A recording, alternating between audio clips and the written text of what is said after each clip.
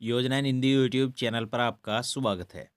भारतीय reserve bank ने bank खाता धारकों के हित का ध्यान रखते हुए बड़ा फैसला लिया है और यह फैसला अप्रैल 2025 में लागू होगा। और इससे बैंक खाता धारकों को क्या फ़ायदा होने वाला है, सब कुछ जानकारी हम आपको देने वाले हैं।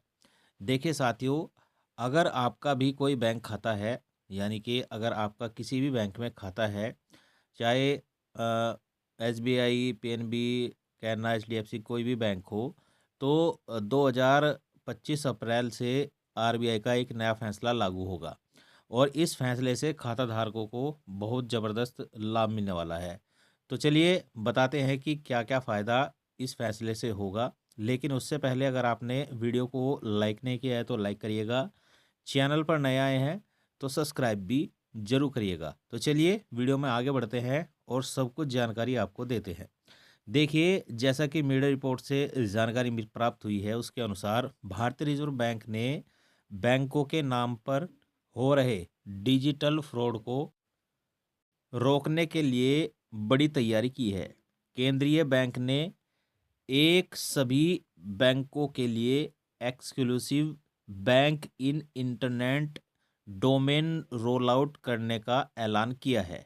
डिजिटल फाइनेंशियल फ्रॉड रोकने के लिए यह ऐलान किया गया है। इसकी वजह से लोगों के लिए बैंक की असली और नकली वेबसाइट के बीच अंतर करना आसान हो जाएगा।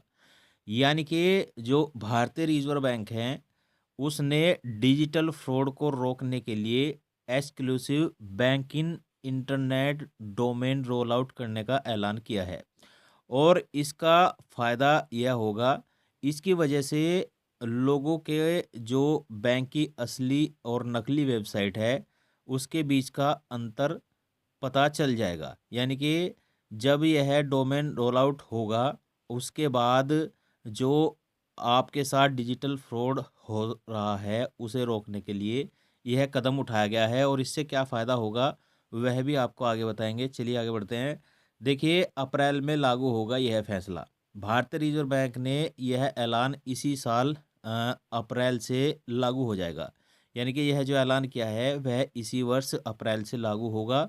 सभी बैंकों को अप्रैल तक इस नए डोमेन पर आने का आदेश दिया गया है। भारतीय रिजर्व बैंक के गवर्नर ने अ,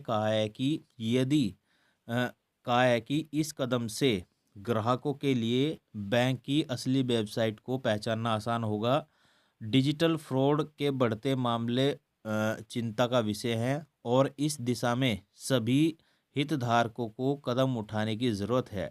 भारतीय रिजर्व बैंक फाइनेंशियल सेक्टर के लिए फिर इन डोमेन लाने पर भी विचार कर रहा है। बैंकों से अपील की गई है। अपनी पहली पॉलिसी बैठक में भारतीय रिजर्व बैंक के गवर्नर ने कहा है कि सभी बैंकों और नॉन बैंकिंग फाइनेंशियल इंस्टीट्यूशन को साइबर सुरक्षा के जोखिम कम करने के लिए सुरक्षा को बेहतर बनाने की ज़रूरत है।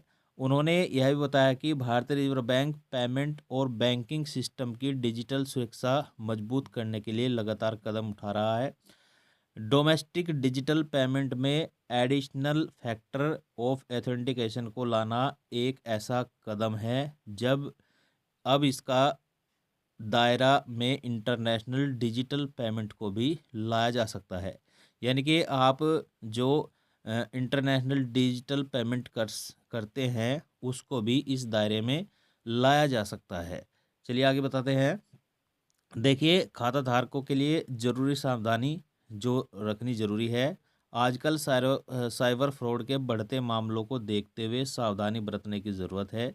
किसी भी अनजान या संदिग्ध व्यक्ति से आए लिंक, ईमेल या मैसेज पर क्लिक ना करें। इसके अलावा किसी भी अनजान व्यक्ति से ओटीपी जैसी संवेदनशील जानकारी शेयर ना करें, इससे आपको भारी नुकसान उठाना पड़ सकता है।